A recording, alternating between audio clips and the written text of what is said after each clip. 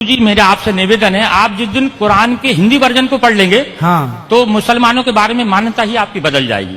जी जो जी। मुसलमान दिखता है वो मुसलमान नहीं है सर। अच्छा जो मुसलमान है ही नहीं, जो दिखता है फिर मुसलमान तो वो है जो अपने पड़ोसी को भूखा नहीं देख सकता। वाह ईश्वर अल्लाह ताला ने कुरान के अंदर पढ़ा, कुरान के अंदर बताया है कि पड़ोसी नाराज में नाराज, डायरेक्ट उसने कह दिया सर। कुरान की एक आयत में है कि तेरा पड़ोसी नाराज में नाराज।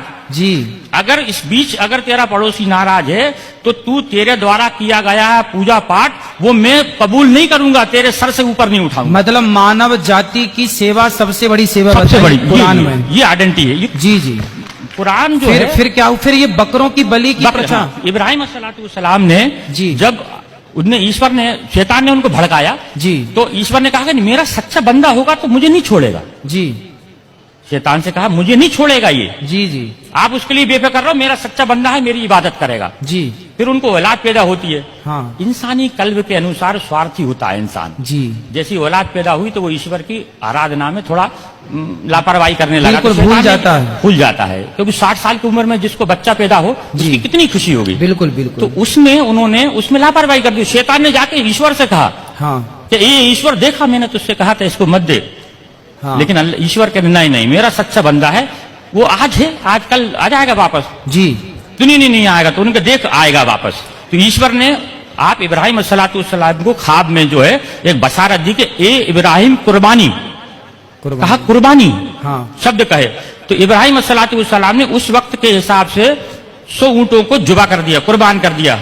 100 ऊँटों को 100 ऊंटों को कुर्बान कर दिया क्योंकि अल्लाह की तरफ से कुर्बानी, कुर्बानी का मतलब होता है अपने लिए किसी चीज का त्याग कर देना। कुर्बानी का मतलब ये नहीं जानवर को काट देना। अच्छा। अपने लिए त्याग कर देना किसी चीज का, उसका नाम कुर्बानी है। अपनी बुराइयों का त्याग कर देना। हाँ ठीक तो है। फिर इसके बाद ऐसे करके 3 दिन तक उनको ख्वाब आए।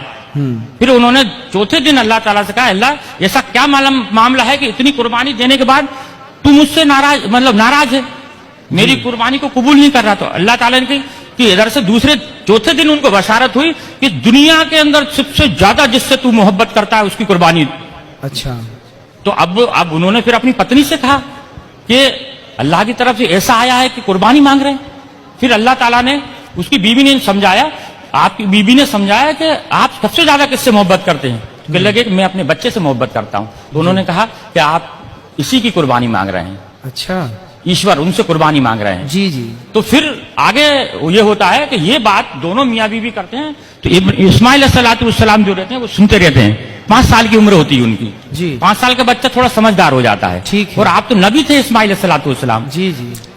तो ये बीबी से कहते हैं कि इसको नहला धुला के कंप्लीट करना और इस एक रस्सी कपड़ा और छुरी मेरे झोले में रख देना, इनको नहला धुला के मैं घर में कुर्बानी करूंगा तो ये रोएगा गड़गड़ाएगा, तुम्हारे भी आंसू बहेंगे, इसको मैं जंगल में ले जाकर कुर्बान करूंगा इसको मैं। जी जी।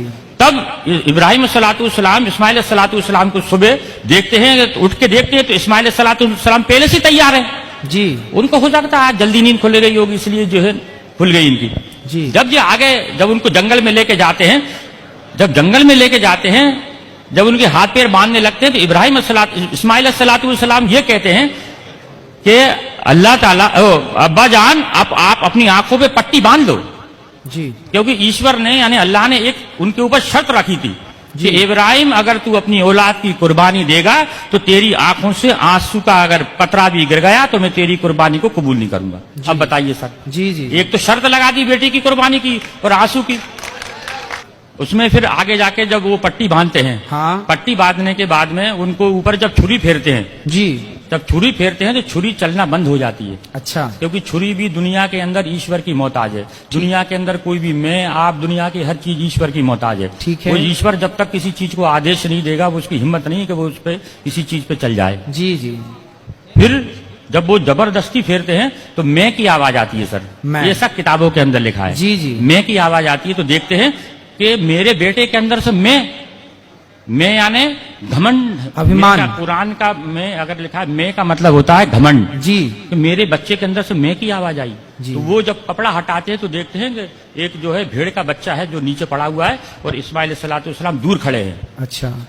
सिर्फ ईश्वर की परीक्षा थी वो, जी। मकसद था सिर्फ परीक्षा लेना। परीक्षा लेना। अब वो पूछते हैं इस्माइल से, अल्लाह से पूछते अल्लाह आपने एक तो ये कटवा दिया, हाँ। आपने पहले चलिए जानवर का क्या करना है। तब उन्होंने ये कहा था कि इसके 3 हिस्से करो, एक आप खाओ, एक पड़ोसी में बांटो और एक गरीबों को दो। फिर उन्होंने कहा कि ये वाली जो चीज है कुर्बानी, यानी ईश्वर की तरफ से दी गई हर चीज की कुर्बानी मुसलमान के लिए जायज है।